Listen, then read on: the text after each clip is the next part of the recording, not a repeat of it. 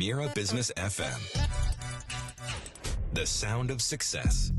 It's the morning drive. It's Mira Business FM, contemporary Dubai cuisine. Now it's been Gulfood all this week, so lots of food discussion, and that continues. It's a show that has doubled in size here in Dubai, but amid those kind of massive deals and AI-driven supply chains, there is a perhaps more soulful story of art and heritage that has stolen some of the limelight. So joining us is someone who's spent 20 years bridging continents through her craft, from the kitchens of Pierre Gagnère and Morimoto to being a force on the MasterChef global stage. She now leads the kitchen at, I think it's fair to say, one of the world's most acclaimed new restaurants, certainly here in the UAE, that's true, Soul Kitchen.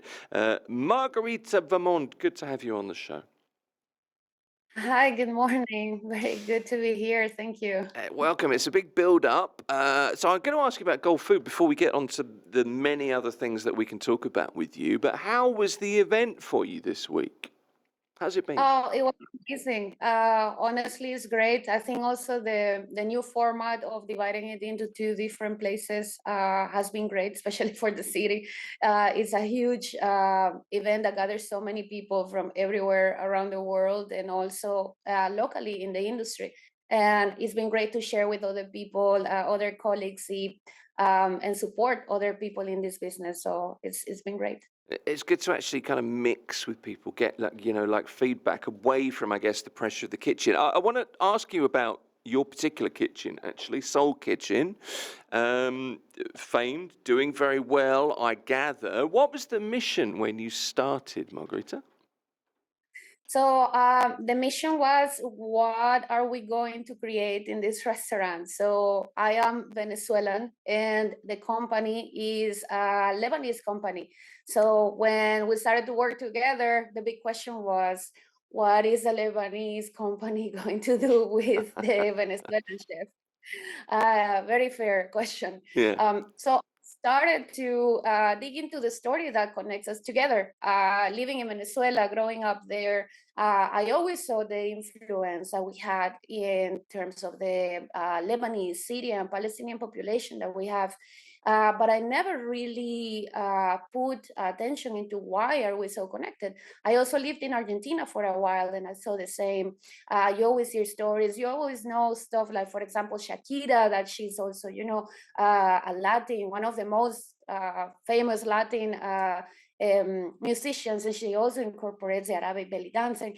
So there was a story there. And I started to do these digging into this story that connects us, and that's how I found out about the big migration, the Arab diaspora in South America that started at the end of the late 1800s after the fall of the Ottoman Empire, when there was a lot of political unrest and economic distress also in the region, and everybody in the greater Syria, what was greater Syria, that is now Lebanon, Syria, Palestine. We're looking for new places to go that offer more opportunity. And Latin America back then was a peaceful place. It was still an entire southern part of the continent that was really underdeveloped. It brought a lot of different opportunities for everybody. So there was this huge migration that came to Latin America everywhere. And until today, you can still see that there is about 15 million people still directly descendants from this migration. Lebanon's population is smaller than the population of Lebanese in Brazil, for example. In Mexico, there's also a lot of influence from Lebanese people. We have the tacos al pastor that were born from an Arab family that moved to the Ciudad de Puebla, or Puebla in Mexico, trying to make a living selling shawarmas. Nobody understood in Mexico what a shawarma was. They started to cater it to the locals, and they replaced, the meat or the chicken for the pork, because they saw that's what the locals liked. They changed the Arabic bread for the Mexican tortilla. hence the tacos al pastor were born. And even in Mexico, some people don't even know the story is that this was born from a migrant Lebanese family. We have people drinking mate herb or the yerba mate in Syria and in Lebanon, and the only place in the world where this herb grows is South America, in Argentina and in Paraguay. So it's a very beautiful story, and I started to really find all these things that connect us, and I thought that, like, we have something that is legit, that is a beautiful story about migration, about the people connecting cross-continentally to find, the feeling of belonging, of finding your home in a different land. And I thought it was worth celebrating and also playing with it creatively, in a creative way, to find something that can be translated in food. Well, it works, doesn't it? Because of that connection. For years, I was always confused with this, particularly Lebanese connection to Brazil. You go and watch the World Cup, and the Brazilian fans would all be Lebanese, and I could not work it out. And then somebody explained to me, and you made the point there, the population is bigger than it is in Lebanon, in Brazil, of people, originally who moved. So there's a clear reason for fusion. Very often, I think with fusion cuisine, it's kind of, it's a thing that's a quirk for the business, and you don't really buy into it. But I think people are buying into this because there's a much deeper connection. It's a genuine connection, and I think we're very similar people in a way as well. We are very passionate people. We're very proud of our heritage, of our recipes. We are very family oriented as well. I think that when you go to Beirut as well, when I landed in Beirut the first time, I actually told Jay, the owner and founder of the company, I told him, I feel like I just landed in Caracas. It's so similar, it's a beautiful mess, and that's what Latin America also is. So we even are very, very much related in that sense. Yes, and I think, it's a genuine connection, and I think that's why it feels right, because it's genuine. It's something that it really belongs to both of our stories, and it's not the same as if you made it up. Like, okay, no, I think I'm gonna make a story about, I don't know, Chinese living in Caracas. It's not the same. So. No. I think it's a very beautiful story, and the fact that it's throughout the entire continent, because we're not just talking about one country, we're talking about an entire, South American continent. The one of the biggest Palestinian populations, besides Palestine, is in Chile, and they actually have a football league of their own as well. There was a huge movement in literature that happened in Brazil of a lot of books that were released, even newspapers, all written in Arabic for the Arab population there. There's so many beautiful things, and you keep digging and digging, and you keep finding something else. So it's so genuine, and I think that's why it feels so right. Soul Kitchen named one of the top 40 best new restaurants in the world by Condé Nast Traveler in just over a year since it opened. I mean, in a city as competitive as Dubai, in an industry as competitive as the restaurant industry, what do you think makes your kind of storytelling through food? Because really that's what this is. Why does that stand out so much internationally to critics and I guess to diners? It's a huge milestone for us, and I think is basically that is a genuine story, and I think it's something that we have never seen, because I dare to say that I haven't found any other restaurant anywhere else that actually pays homage to this story. And I think the way that we do it, where we play with ingredients but still in a respectful way to the classics, I think is really important as well. It is one of the things that makes us special, that when you come to the restaurant and you have a hummus that is still done pretty much the same way that any mama in Beirut or in Lebanon will do a hummus, but we add just the element of chimichurri, just to play with it.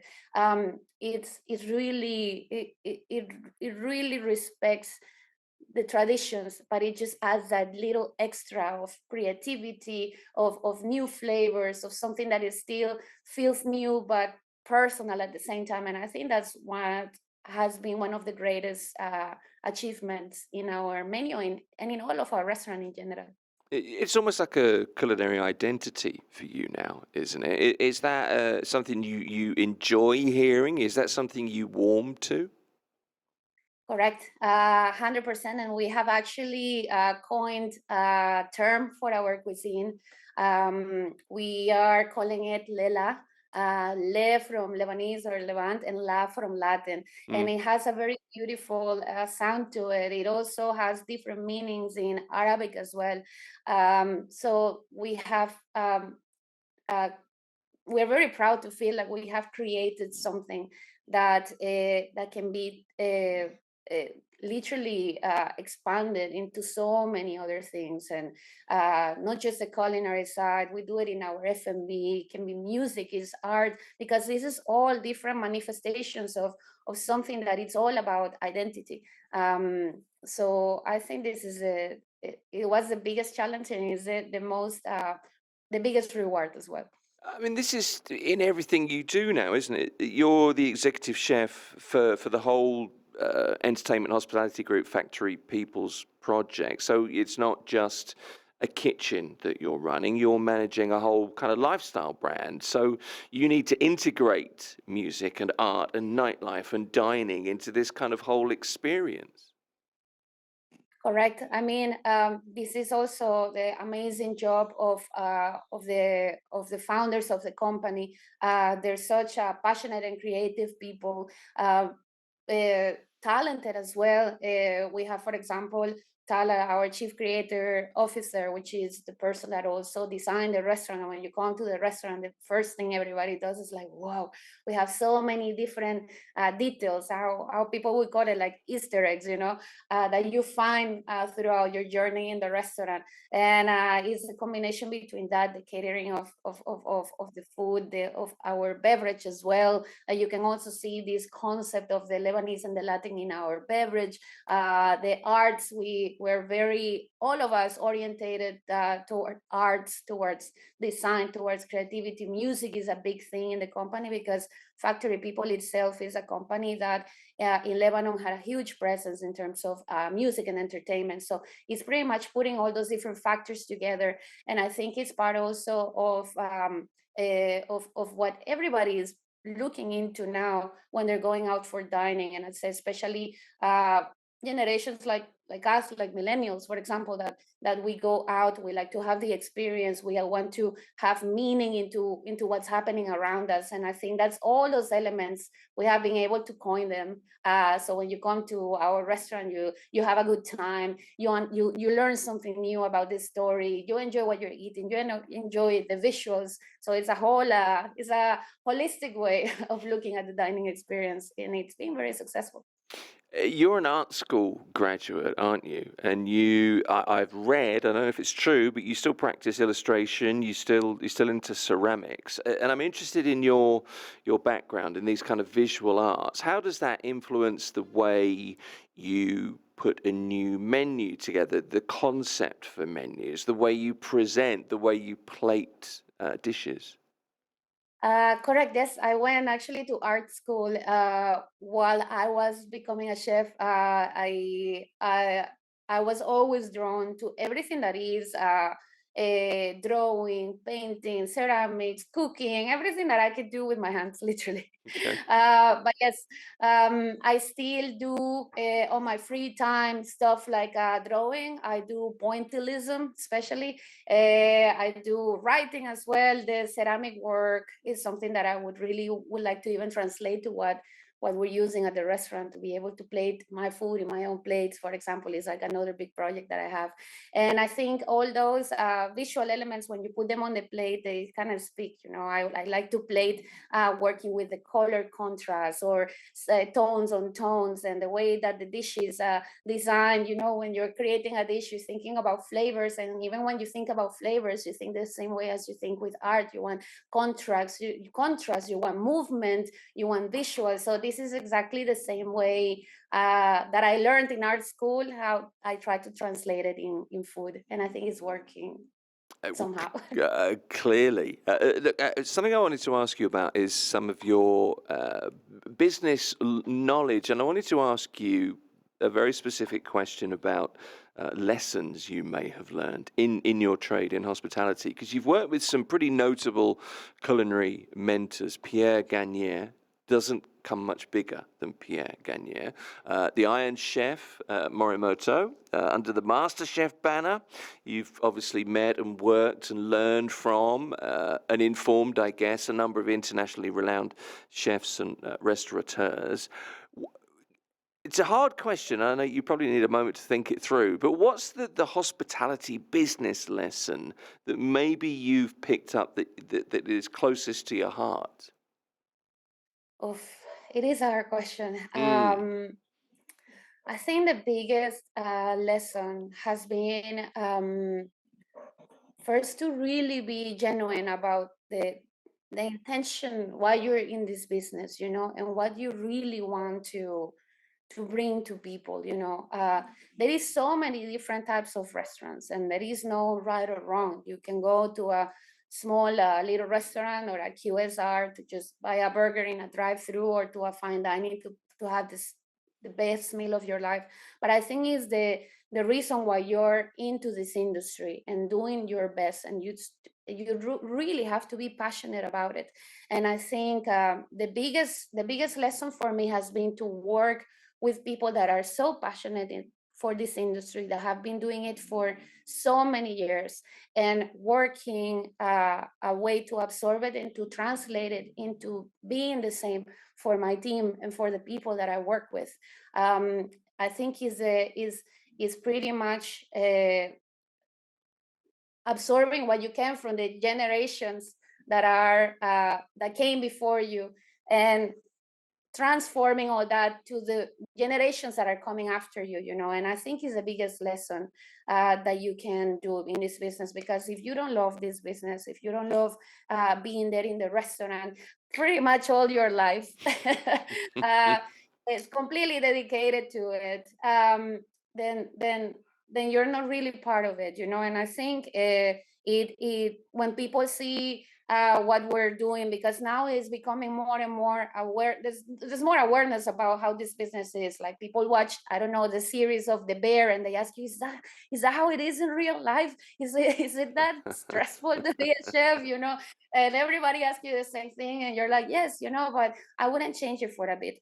And I think the best thing that I have learned is that, the love for the business, and how can I translate that love to my team, and to be the best leader that I can be for them, to learn from the mistakes also from other people, to know how the times have changed, to know that the kitchens are run differently now, that we're working in more understanding environments, more compassionate environments, with different generations that see things different, with technology as well, that is becoming more and more part of the business. And how do you translate all that feeling and all those new challenges, and be the best for the people that are here with us now, and that you hope that they will be staying in this industry for the next also 20 years, the same way as I've been in it for 20 years. I mean, it's a great way to live your life if you can love what you do. There's no doubt about that. It's interesting that you bring up that kind of the change in environment, because I was going to ask you, look, you were the head chef of the MasterChef, the TV experience concept, right, in Dubai. And your professional kitchens, you referenced The Bear. That's a pretty fraught, high-pressure environment. We've all seen the TV shows, or we're all aware of the superstar chefs like Gordon Ramsay at his very confrontational, shouty kind of best. What's the workplace culture and the dynamic between front of house and, kitchen staff, back of house staff at Soul Kitchen? Honestly, we really try to make sure our staff feels like one staff. The concept of us throwing grenades at each other through the paths or the gates of the kitchen is not something that we want to have in our culture, in our company culture. Mm. We're really proud of having a non-toxic work environment, and I think that speaks for itself. We have people that have been with us since the minute that we started this project, and I think it's great how much we've been able to retain our staff to make sure that they feel seen, to make sure that they feel taken care of, and it doesn't go in one sector of the restaurant and not the other. It goes throughout the entire company, and I think that when you really spend time with your team, that you listen to them, that you try to create little outlets for them to be themselves also, to spend time together, to do these little gatherings that bring people together is really important. It's something that we really try to work on the daily basis. The respect, the knowing who's everybody, that that there is no there's no such thing as a war inside the restaurant. We're all there for the same goal. The goal is here. We all have to go to it, Mm. together. It Mm. doesn't work if we do it separately. Final question for you. We've got about a minute, so reasonably briefly, but look, we've got some world-class restaurants here in Dubai, in the UAE. There are some world-class restaurants across this region, and that's growing. But it is a tough business. Restaurants rarely have a long lifespan. How do you keep it interesting? And I'm thinking interesting for everybody, for your diners, for you, obviously for the investors. How do you do that? We try to be our own trendsetters. We don't go to other restaurants and be like, "Oh, these people are doing this. Let's copy them." We are always swimming against the current. So we see the things that are happening, the new things that people are doing, and we're like, "Okay, how can we make something new of our own identity?" And I think that is one of the strongest things that we have, that we don't follow trends. We'd rather be trendsetters.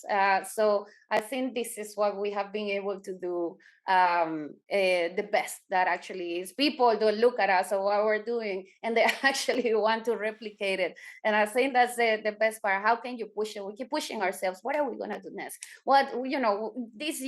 This last year we achieved this. So what are we gonna achieve in the upcoming year? And this is conversations that we're having all the time. And I think it's the most important way to keep yourself ahead of the game, and actually be a figure for everybody else to look at and be like, I want to do what Soul Kitchen is doing. Okay, Margarita Vaamonde is the executive chef of Soul Kitchen Dubai, on the sidelines of Gulfood, which is on all week this week. I hope the event ends up fantastic for you. Appreciate you coming on, Margarita. Thank you. Thank you so much for your time. It was a pleasure.